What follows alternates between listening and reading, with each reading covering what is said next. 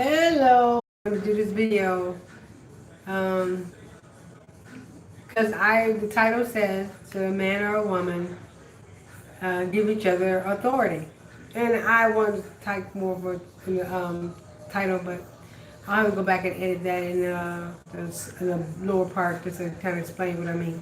So my coworkers and I were having a conversation. We were talking about guys. Uh, he brought up the whole thing about hypergamy. Well, not necessarily hypergamy. He was talking about authority.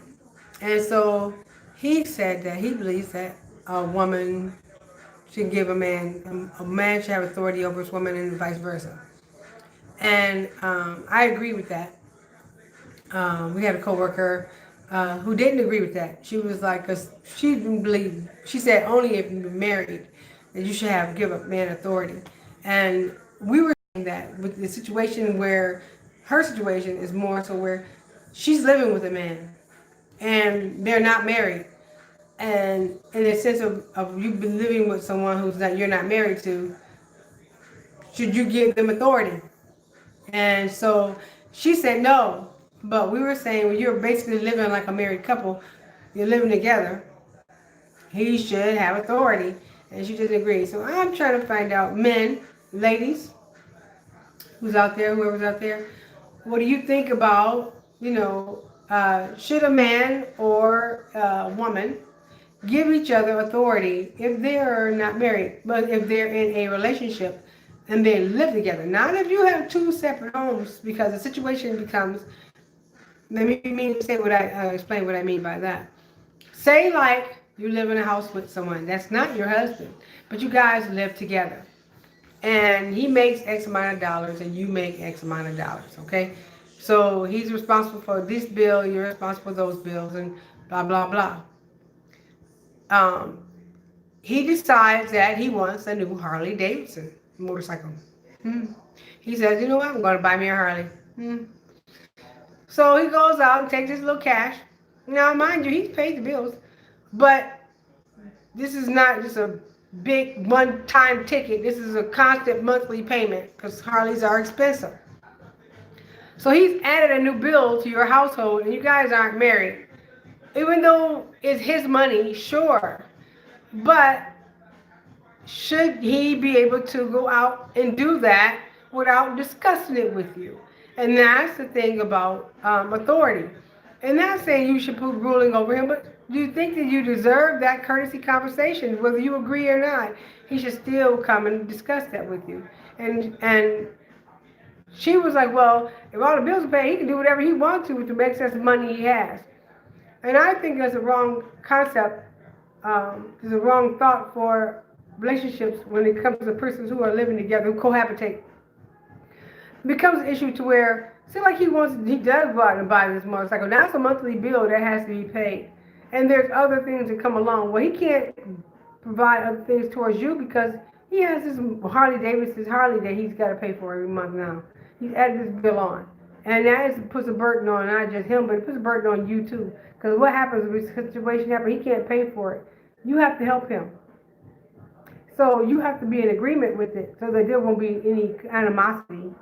And you won't look at him all sideways like I told you, you didn't ask me. It won't be a situation. So we were just discussing that how a man, you should make. When I was married, I didn't go out and do anything. I may have talked to the salesperson at whatever facility or whatever I was doing, but best believe, if I wanted to buy a new dress, that's one thing. I didn't go out blowing up our credit cards, and I wasn't sneaking shoes in the house. I wasn't out here buying all kinds of expensive things without him knowing about it. If I went and bought something, he knew that I was going shopping. It was money that I had to spend. And I made sure it wasn't something that was over the price that we both, had to deal with it later on down the line. So it was never a situation to where I overspent the money. Oh, sorry, I'm trying to check and see what's going on with this phone. Um, so I always made sure that I conferred with him, conversed with him in regards to that. And we were just saying that basically giving the man authority and giving a woman authority, and then basically conversing with them in regards to those big ticket items or those purchases when you're in a relationship with someone.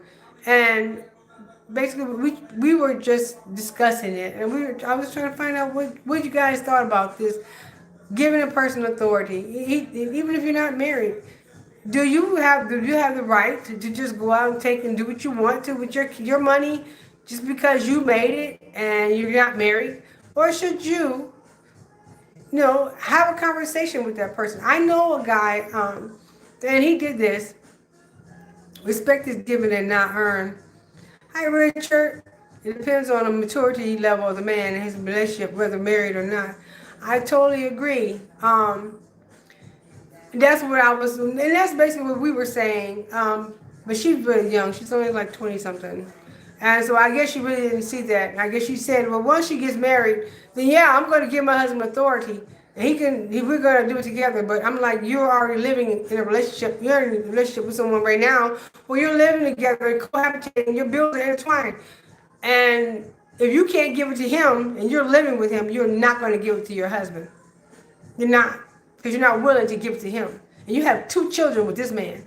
And if you don't marry him and you meet someone else, you're not going to give it to the next person either. So it's going to be a cycle that will continue.